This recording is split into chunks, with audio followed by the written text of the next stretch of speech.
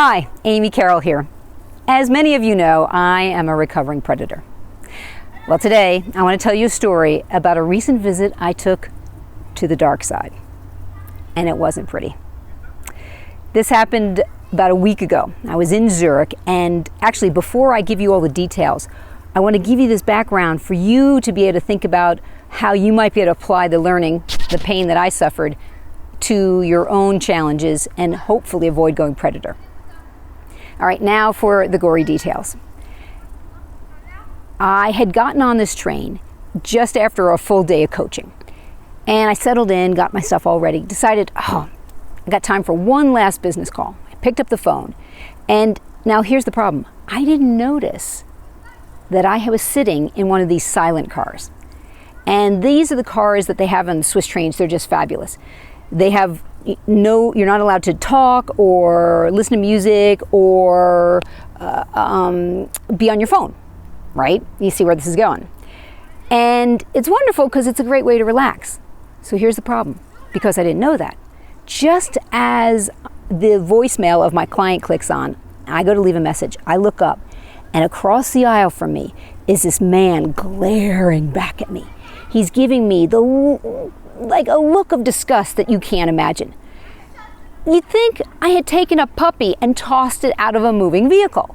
I mean, that's how bad it was. And then it got worse, because after he gives me this look of disgust, he then adds the head nod. I mean, I felt horrible. And it was kind of like he was saying, you know, if I was on the jury, you'd get life, sister. And it was incredible, the emotions that were coming from me, feelings of embarrassment and frustration and shame. And it took hours to get over those feelings. All right, now let's fast forward 1 week later. I'm in Zurich again, getting on another train, going back home.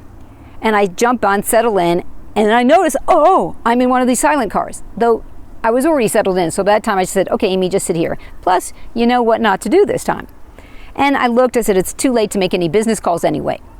So I took my phone, plugged it in to recharge it in the seat across from me.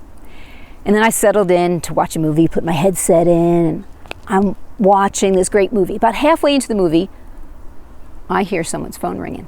And I'm like, somebody's going to be in trouble. They forgot to turn off their phone. Rings a second, third time. And then I realize, it's my phone! And I jump up and I toss the laptop off my lap. I take the headphones off and I lunge towards my phone.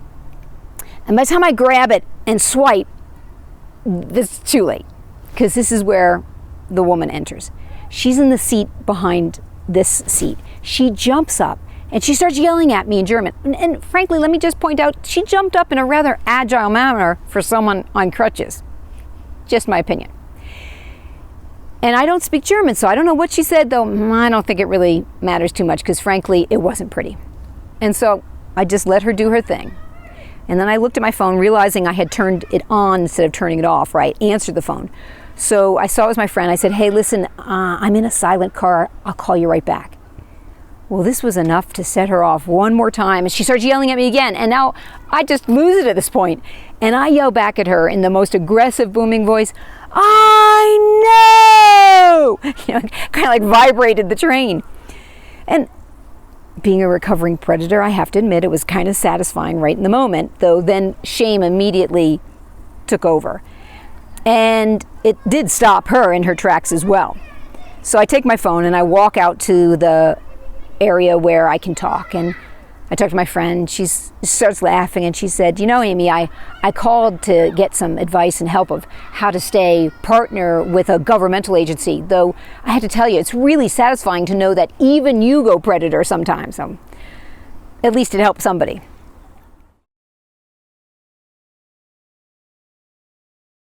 And now the learning opportunity for you.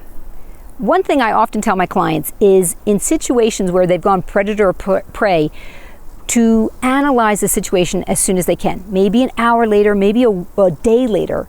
They want to think about what was the situation and how could they have potentially stayed partner in that exchange. Now, one of the things I learned from analyzing the situation that happened to me with this woman was that I was actually carrying the negative emotions from the week before with the exchange with that guy.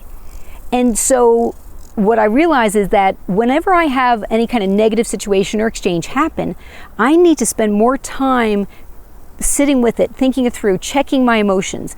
Am I still feeling upset or angry or sad or embarrassed or disappointed or ashamed?